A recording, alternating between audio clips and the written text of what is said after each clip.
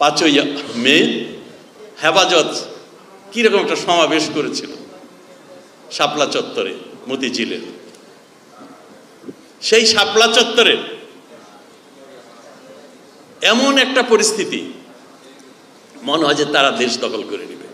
এই হেফাজত সন্ধ্যা পর্যন্ত, আমি তখন মন্ত্রী, অনেক চেষ্টা করলাম তাদেরকে বোঝানোর জন্য, টেলিফোনে আলাপ করলাম হেফাজতের প্রধানের সাথে, বলে সন্ধ্যায় আমরা উঠে যাব।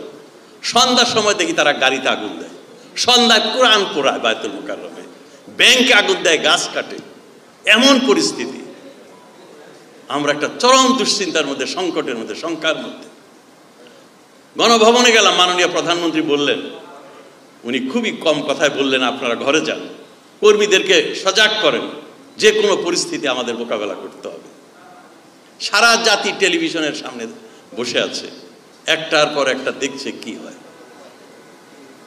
আপনাদের মনে আছে, রাত 12টার সময়, 12টার পর থেকে 1টার পরে 2টার মধ্যে শাপলা চত্বর পরিষ্কার হয়ে গেল।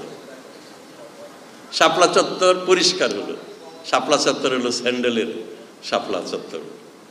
সব হেফাজতের এই ধর্মান্ধরা, এই জঙ্গিরা, যারা মানবতার শত্রু, ধর্মকে যারা রাজনীতি ব্যক্তিগত উদ্দেশ্যে ব্যবহার করে, পাকিস্তানের উচ্ছিষ্টভোগী, পাকিস্তানের পদলেহনকারী, এই পাকিস্তানিরা কোনোদিন বাংলাদেশকে সম্মান করে কথা বলেনি।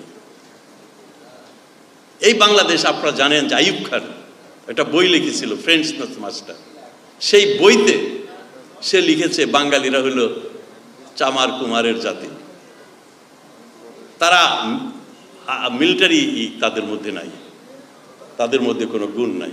আমি এমনও শুনেছি, একজন বিদেশি আমেরিকান অ্যাম্বাসেডার একজন জেনারেলকে জিজ্ঞাসা করেছিল যে সেনাবাহিনীতে মাত্র 8 ভাগ মানুষ কেন বাংলার, তারা তো মেজরিটি জনসংখ্যার দিক থেকে, নেভিতে কেন 7%, ডেপুটি সেক্রেটারি তোমাদের 200, 7 জন 8 জন কেন বাংলাদেশের ফেডারেল গভর্নমেন্টের।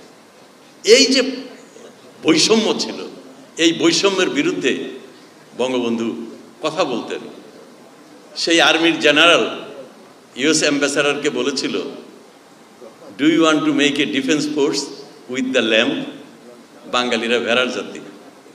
কাজী বঙ্গবন্ধু যে বাংলাদেশকে স্বাধীন করেছিলেন পৃথিবীর বুকে একটা সম্মানের, গৌরবের জাতি হিসাবে প্রতিষ্ঠা করার জন্য।